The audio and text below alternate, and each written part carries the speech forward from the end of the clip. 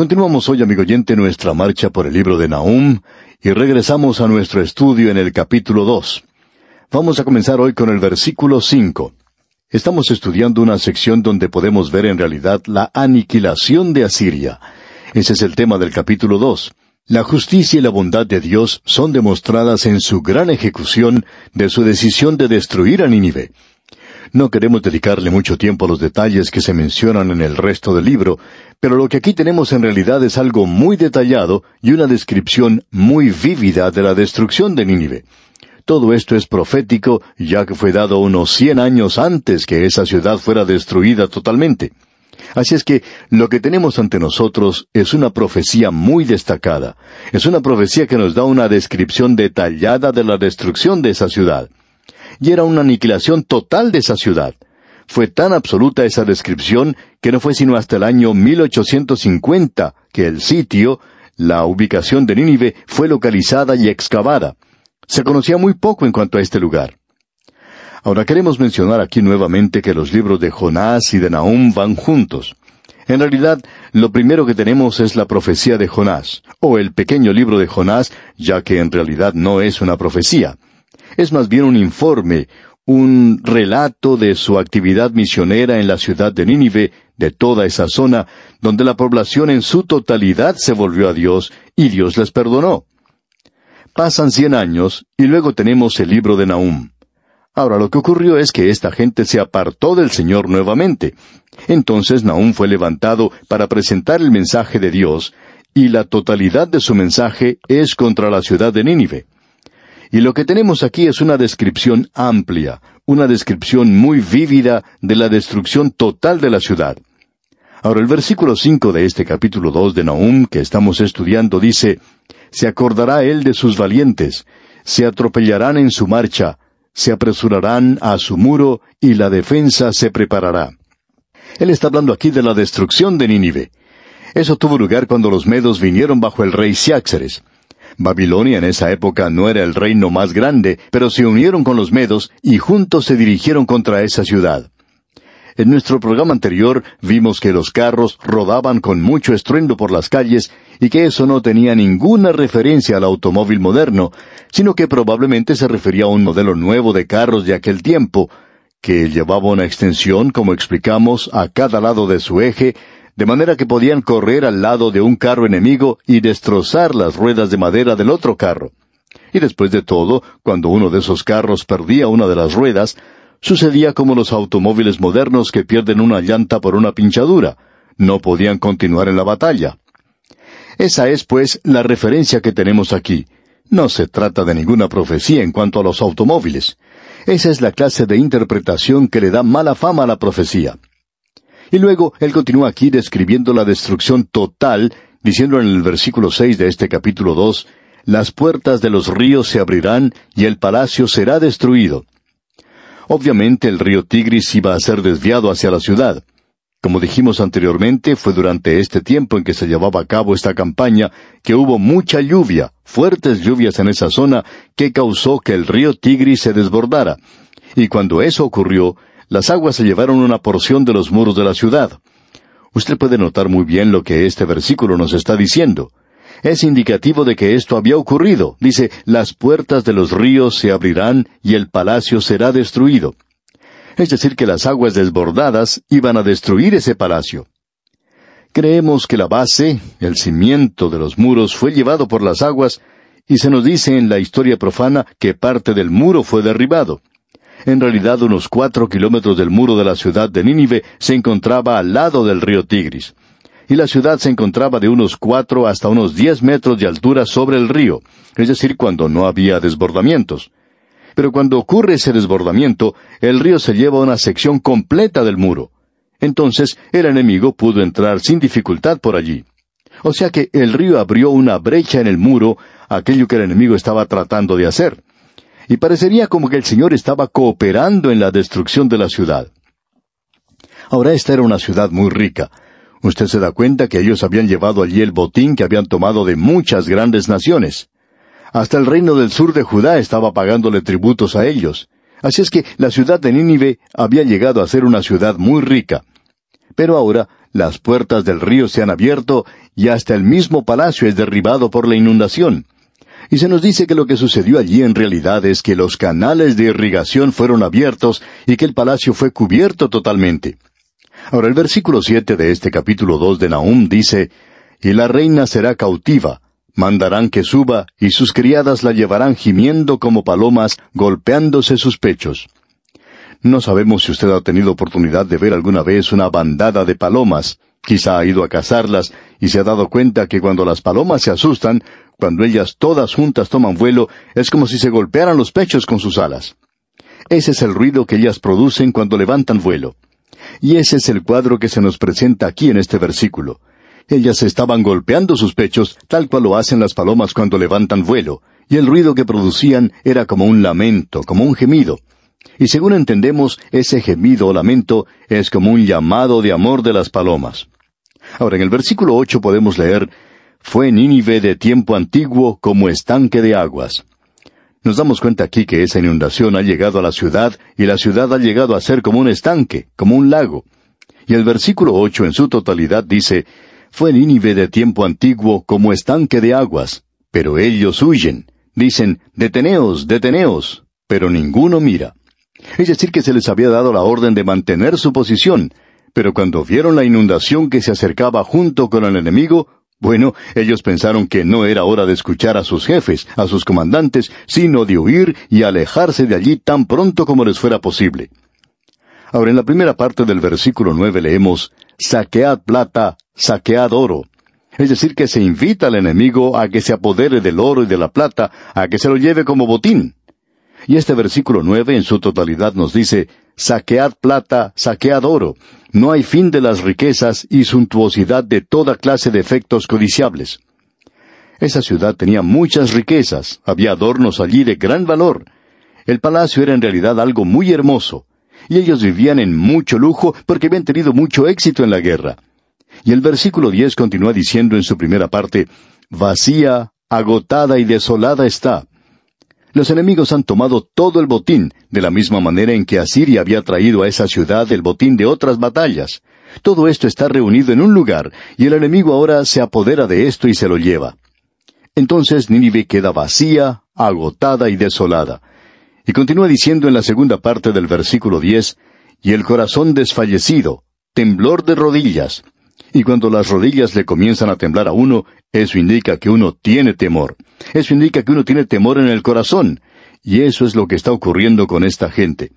Y este versículo 10 termina diciendo, «Dolor en las entrañas, rostros demudados». O sea que esta es una ocasión cuando la gente tiene mucho temor, mucho miedo, porque saben que son aborrecidos por el resto del mundo en aquel día.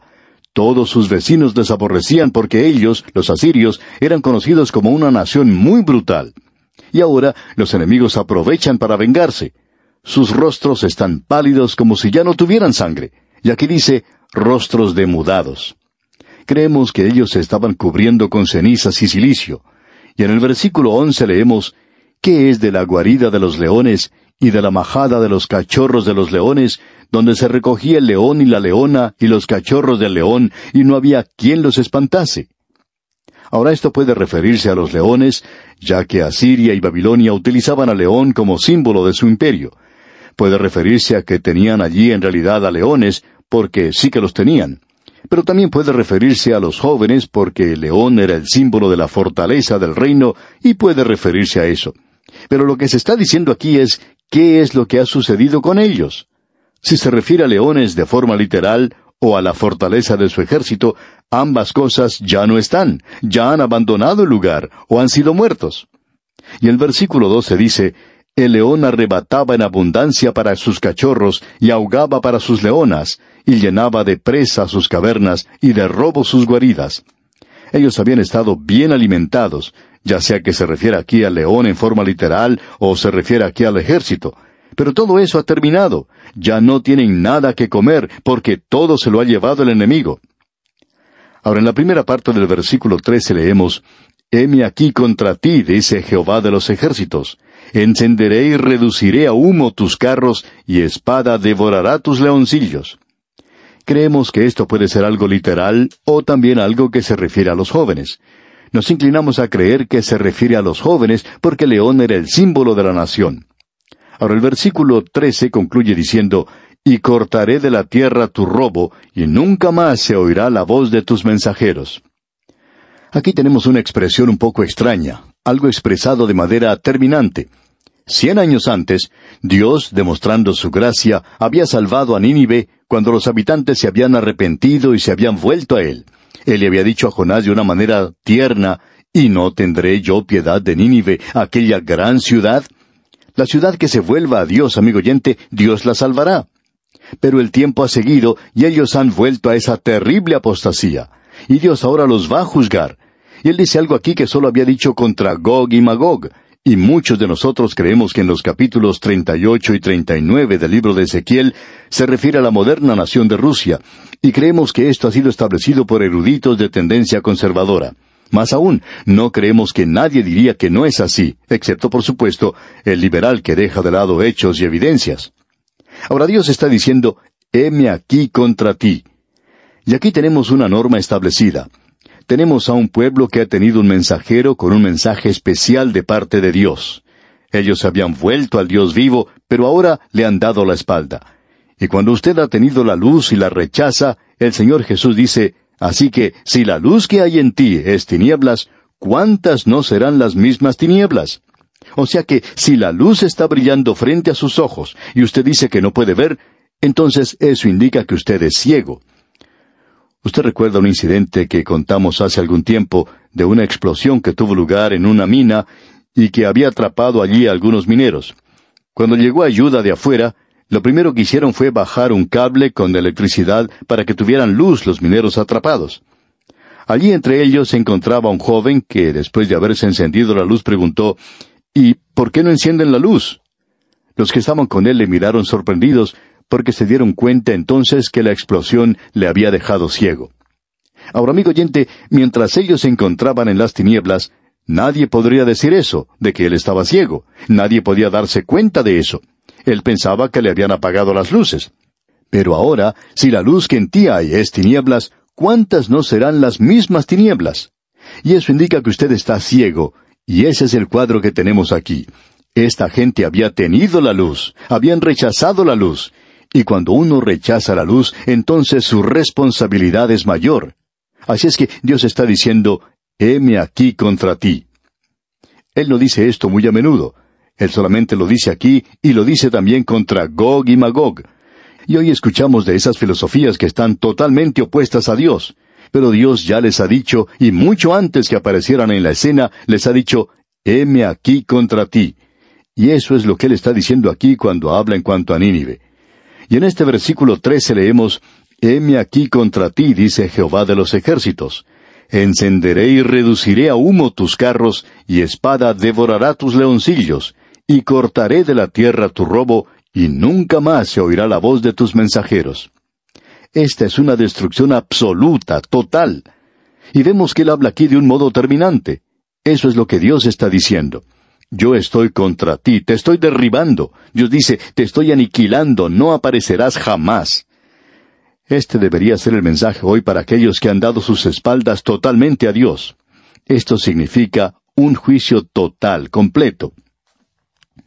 Ahora, en el capítulo 3 tenemos otra sección donde vemos que la acción vengadora de Dios es justificada. Es decir, que vamos a ver que aquí se nos da la causa para la destrucción que ha tenido lugar. Y esperamos concluir esto, Dios mediante, en 2 programas más.